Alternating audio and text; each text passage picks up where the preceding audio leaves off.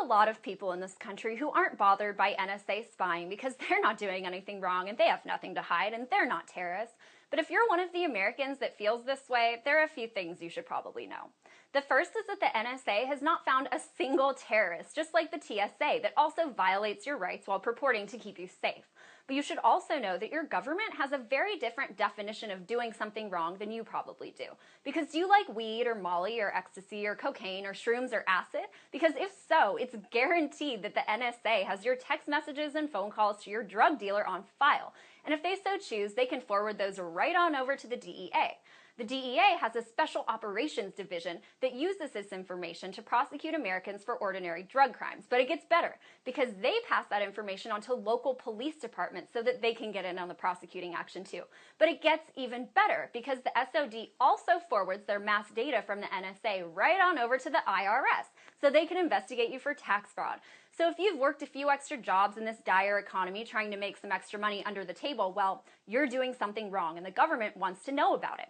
But there's more, because in all of these cases, these agencies use a technique called parallel construction to cover up their tracks, so that once you're in court, you're not allowed to know that they found you by spying on your personal information. But it gets even better because have you ever sexted? Have you ever sent a picture of your boobs or your dick over a webcam to someone that you were intimate with?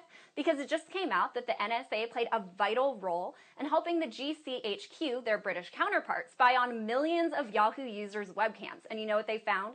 That there was an undesirable amount of nudity. So there's something wrong with that too. And you're fooling yourself if you think that the NSA hasn't partaken in some of this action too. Because come on, NSA employees get bored at work too. So it's silly to pretend that they haven't skimmed through anonymous people's private naked pictures because they're bored at work. So let's take these three things. Two of them are based solely in generating tax revenue because they're using your tax dollars to investigate you for tax fraud and to prosecute you for drug crimes, which result in fines that go to the state and feed right into the prison industrial complex if you end up going to jail. And the third one, let's face it, is just creepy. So all of these three crimes are non-violent, yet your violent government that uses your tax dollars to bomb people all over the world and to attack American citizens through the police force is prosecuting you for being non-violent using violence. And they're probably getting wet dreams in their sleep. So maybe it's time to stop thinking that you have nothing to hide and start wondering what your government does have to hide, because there's plenty more that we still don't know.